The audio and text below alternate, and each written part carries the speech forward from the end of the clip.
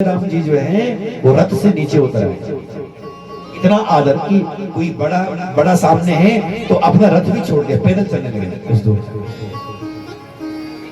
उतरे राम देव सरी देखी, उतरे राम देव सरी देखी, उतरे राम देव सरी देखी।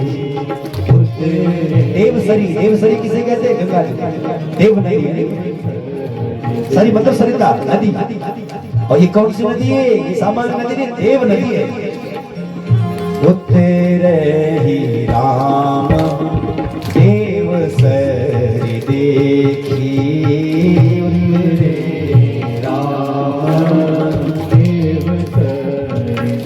क्या किया?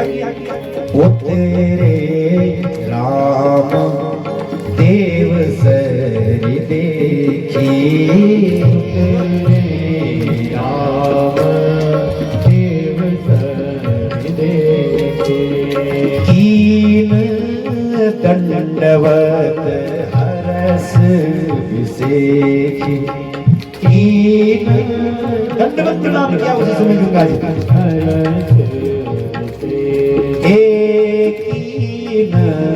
दंडवत हरस विसेखी, कीन दंडवत हरस विसेखी। ओ तेरे राम देव सरी देखी, उतरे राम देव सरी देखी। तो उतरे राम देव सरी देखी। देव सरी देव गंगा माँ भगवती को देख करके तुरंत राम जी उतर आते हैं नीचे और तुरंत दंडवत प्रणाम किया। बताओ कितनी महिमा होगी जिसको स्वयं ब्रह्म प्रणाम कर रहे हैं, स्वयं भगवान राम जिसको प्रणाम कर रहे हैं। और आजकल के लोग जो है गंगा की महिमा नहीं समझते। कितनी श्रेष्ठ है हमारी माँ भगवती गंगा जी, सबका कल्याण करने वाली। राम में अहंकार नहीं है, राम में विनम्र रहा है। राम बनने के लिए पहले अहंकार को त्यागना पड़ता है और चरित्र का निर्माण करना पड़ता है। राम को पाना हो तो सब जीवों से प्रेम करना पड़ेगा पहले। सुनो, ये राम जी तो सबको प्रेम करते हैं, वो तो भील किरातों को भी प्रेम करते हैं, वो बड़े लोगों को ही प्रेम नहीं करते, वो सब जीव जंतुओं से प्रेम करते हैं। इसलिए राम ही केवल प्रेम प्यारा, जान ले वो कोई जान निहारा। तो राम के जीवन में भी ऊंचाई आई है। माँ भगवती उस परम शक्ति की कृपा प्राप्त की है, नवरात्र विधि से व्रत किया है उसने, इसलिए इतनी ऊंचाई प्राप्त। फिर रावण को विजय प्राप्त कर ली। ये सब महिमा बताएगा। अहंकार कोई भी करे, अहंकार से तो पतन ही होता है। अहंकार से बहुत समय हमारा नष्ट हो जाता है, बर्बाद चला जाता है। कोई भी काम का समय नहीं रह पाता अहंकार का। बहुत कुछ करता हुआ भी वो कुछ नहीं भोग पाता, कुछ नहीं आनंद ले पाता। नर नारायण भगवान ने अहंकार किया। नर नारायण तपस्या कर रहे थे ना, और जब नर नारायण तपस्या कर रहे थे तो उसी समय इंद्र ने कामदेव को भेजा उनकी तपस्या को भंग करने के लिए। अप्सराओं को लेकर के और गंधर्वों को लेकर के कामदेव जो आया तपस्या भंग करने के लिए, उसी समय हार गया कामदेव। बजाता रहा अपना ताल, चलाता रहा अपना बाण, लेकिन काम चला नहीं। अप्सराएं नाचती रही और थक हार करके जब वो बैठ गई बेचारी, उसी समय भगवान नारायण ने आंख खोली, देखा अरे इतने सारे अप्सराएं आई थी। भगवान के स्वरूप को देख करके इतने व्यामोहित हो गई कि भगवान के चरणों में प्रणाम करने लगी। भगवान ने उसी समय अपनी जंघा पर हाथ मारा, उरु पर हाथ मारा, और जो अपने उरु पर हाथ मारा इतनी सुंदर एक दिव्य अप्सरा प्रकट कर दी कि इन जितनी अप्सराएं थी उन सब अप्सराओं से कई ज्यादा सुंदर अप्सरा थी, उरु से प्रकट की, इसलिए उसका नाम उर्वशी रखा गया। और कहा कि अच्छा बताओ तुमको किसने भेजा है? तो उन्होंने कहा कि हमें तो भगवान हमारे राजा इंद्र ने भेजा। तो जाओ हमारी तरफ से इंद्र को ये भेज दे देना, बड़ा आया था हमको हमारी तपस्या भंग करने के लिए, इन सब अप्सराओं को भेजकर। वो इतनी प्रसन्न हुई, उन्होंने कहा प्रभु हम तो आपकी सेविका बन गए हैं, अब तो हमारी इच्छा पूर्ण करो। भगवान बोले बताओ क्या तुम्हारी इच्छा? उसी समय उन्होंने कहा कि प्रभु हमारे साथ विवाह करो। अब भगवान बोले बाप रे, ये तो गड़बड़ हो गया, हमने अहंकार में ये सब काम किया, अहंकार में उर्वशी को प्रकट किया, अहंकार में इनको कह दिया क्या चाहिए तुम्हें, और इन्होंने कह दिया हमें तो विवाह करना है तुमसे। तो उसी समय भगवान बोले अब क्या होगा? नर से बोले नर बताओ क्या करना है? बोले प्रभु आपने ऐसा अहंकार पहले भी किया और इसलिए अहंकार किया और बहुत साल जो है युद्ध करते रहे अपने ही भक्त प्रहलाद के साथ, और बाद में आकर के ब्रह्मा आदि देवताओं ने आकर के उस युद्ध के विराम दिलाया, वरना लड़ी रहे। भगवान बोले फिर क्या करें? भगवान ने कहा देखो भाई ऐसा है, ये जो हमारा जो स्वरूप है, इसमें जो हमारा अवतार हुआ ये तपस्या के लिए हुआ है, इससे हमें इस समय हम जो है विवाह नहीं कर सकते, लेकिन हम तुम्हें वचन देते हैं द्वापरांत में जब मैं जन्म लूंगा कृष्ण बनकर के प्रकट होगा। भविष्यामि महाभागा पतिरप्यन्य जन्मनि पतिरप्यन्य जन्मनि देवानां कार्य सिद्ध्यर्थम प्रविश्यामि सर्वदा।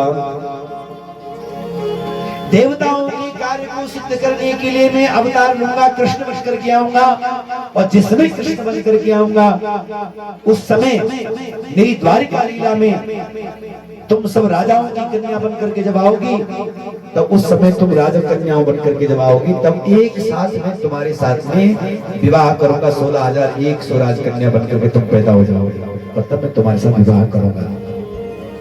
तो जो भगवान की 16,100 पत्नियां जो थी ना, जो भौमासुर की कैद में थी, वो यही थी अप्सराएं।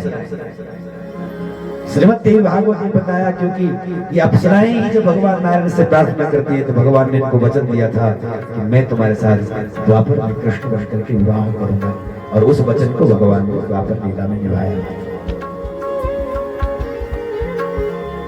इसलिए कोई ना कोई जो कथा है उसका कहीं ना कहीं किसी दूसरे पुराण में कहीं लिंक होता है। एक ही जगह सब कुछ नहीं मिलता, एक ही पुराण में सब कुछ नहीं मिलता। कभी कभी होता है कुछ चीजें जो आप कुछ वीडियो वगैरह में देखते थे, उसमें कुछ कहीं चीज कहीं और जगह का भी लिंक उसमें डाल दिया जाता है, ब्लू लाइन में लिंक उसमें डाल दिया जाता है, और जैसे आप उसको क्लिक करते हो उसी समय वहां का लिंक खुल जाता है। कोई दूसरी मूवी खुल जाए, कोई दूसरा कोई नाटक खुल जाए, कोई दूसरी कोई कथा खुल जाए, कोई दूसरा कोई लिंक जहाँ हमें कुछ पढ़ना है कोई खुल जाए किताब के बारे में, किसी प्रकार। इसी प्रकार से श्रीमद् भागवत की कथा में थोड़ा लिंक होगा, लेकिन खोलेगी कहाँ देवी भागवत में, तो पता चलेगा कि ये कहाँ, अच्छा अरे ये तो नर नारायण के तपस्या को भंग करने के लिए आई थी अप्सराएं, और यही सब बाद में जो है भगवान कृष्ण की पत्नियां बनी है 16,000। बहुत सारी बातें, लेकिन भगवान ने अहंकार किया, तो अहंकार के कारण इतना समय सब खोना पड़ा। इसलिए अहंकार कोई भी करेगा उसका निश्चित ही वो समय बर्बाद होगा, और सामान्य लोगों का तो पता। इसलिए अहंकार समर्पण के साथ में, बड़ी बड़ी विनम्रता के साथ में अपने संसार में कर्तव्य कर्मों को करते रहना। जो तुम्हारे पास परमात्मा ने सेवा दी है उसको ठीक से करो।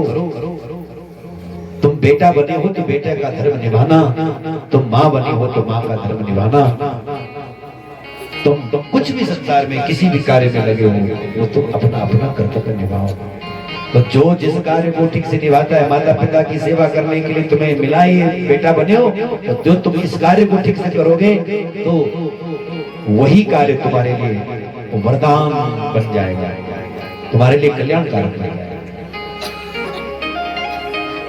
इसलिए अपने बुजुर्गों की सेवा, माता पिता की सेवा करो, अपने श्रेष्ठों की सेवा करो, क्योंकि इसी से हमारे जीवन में उन्नति होगी, ऊंचाई मिलेगी। जीव की कहीं पर भी कहीं कोई हिंसा न करो, इसी से हमारे जीवन में अभय, जो लोग जीव हिंसा करते हैं वो डरते रहेंगे, भय उनको व्याप्त रहेगा और वो कहीं भी सुख नहीं पाएंगे। इसलिए जीव हिंसा नहीं करें, क्योंकि आज जिस जीव को तुम मार रहे हैं वही जीव फिर कल के दिन तुम्हारे हमारे लिए मारने के लिए तैयार होगा। ये जो किया होगा वही जो होगे वही तो काटोगे। इस सिद्धांत को बांध लेना चाहिए, इस सिद्धांत को बिल्कुल अटल समझना चाहिए कि जो करोगे वही आप आपको मिलना है। जो बोओगे खेत में वही तो मिलेगा। खेत में बोया हमने गेहूं और 6 महीने के बाद फसल लेने के लिए गए कि धान काटना है, तो धान मिलेगा क्या? जब गेहूं बोया तो गेहूं तो मिलेगा, धान तो काटे बोए तो काटे मिलेगा। बबूल बोया है तो बबूल मिलेगा, और फूल बोला है, फूल बोया है, फल बोया है तो फल मिलेगा। तो बोए पेड़ बबूल फल आम कहां से खावे। इसलिए यहां जो सत्य है उसको पकड़ करके रखना है। ये लुभावना है, संसार लुभाता तो बहुत है, सबको खींच लेता है संसार, क्योंकि यहाँ माया, क्योंकि ये जिस माया महामाया की हम कथा सुन रहे हैं उसकी एक अविद्या माया भी है। एक है विद्या माया और एक है अविद्या माया। तो अविद्या माया ने बड़ा बाजार लगा करके रखा है, बड़ा गजब का बाजार सजा करके रखा है, इतना आकर्षण। दुकान जितनी बढ़िया चमकदार होगी, दुकान जितनी बढ़िया बाहर से सजी होगी, उतना ग्राहक वहां दौड़े नहीं जाती। और दुकान में ऐसे कुछ रखा हुआ ठीक ढंग से व्यवस्था नहीं करी तो लोग कहेंगे अरे यहाँ की मक्खियां बनना। नहीं, अच्छे दुकान पे चलो, दूसरी दुकान। तो माया भी बाजार लगा, ये माया को बाजार, माया को बाजार,